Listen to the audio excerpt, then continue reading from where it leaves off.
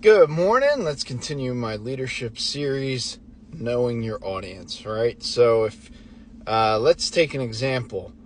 You're a high-class, world-renowned scientist, and you get up to talk to people, and you're using a lot of scientific jargon and some big words that most people don't know. It's going to make a difference if you're speaking to a bunch of freshman college kids who just getting into your field, and if you're talking to other world-class, world-renowned scientists, they're going to understand that lingo a little bit easier. And you can lose your audience if you're a little too monotone, which I know I can be sometimes in my videos. So I'm working on that, and this is part of the reason I'm doing my leadership series and TED Talks like this. So anyway, that's going to apply across the board, right? So when you're going into an interview for a job, you're going to need to know a little bit about that company you're going to. You can tailor your resumes to that particular company.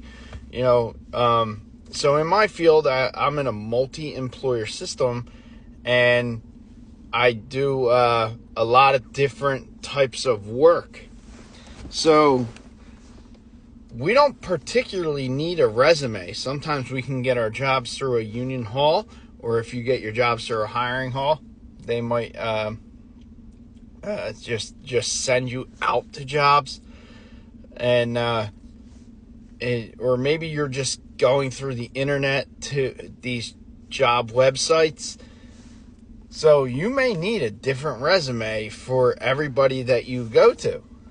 I started doing a resume. I actually set kind of a precedent here in Philadelphia going out of the union hall, where now there are interview processes, and some companies are asking for resumes. And I was kind of the first one to really start doing it, as I would solicit my own work. Being in a multi-employer system and going from job to job and company to company can be very difficult, but I made myself stand out a little bit by just adding that little bit of extra effort by doing a resume. So if that's something that you are in need of, don't submit a blanket resume for everything unless you have that little bit of experience. So I will submit a different resume based on whether I'm going to a general contractor or a subcontractor. I'll submit a different resume based on whether or not that company does a lot of frame and drywall, whether that company does millwork, whether that company does hardware. I try to do a little bit of research and even reach out to people who've worked for those companies to see what they're looking for in order to tailor my resume to their style.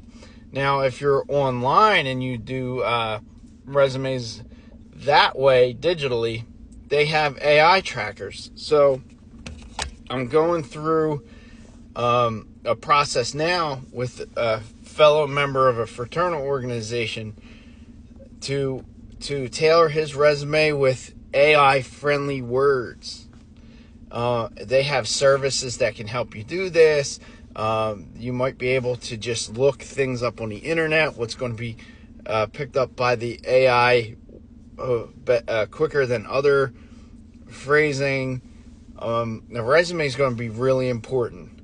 And if you tailor your resume to a company for that specializes in one area of a specific career, you may turn yourself off to that company, and they may look at other candidates who are more well versed in that specific spot. So it's really important. And again, it comes down to communication across the board. I will say it 100% of the time. Communication is key to your leadership. And just that little bit of extra effort that you can put into that aspect is going to make you stand out from the crowd.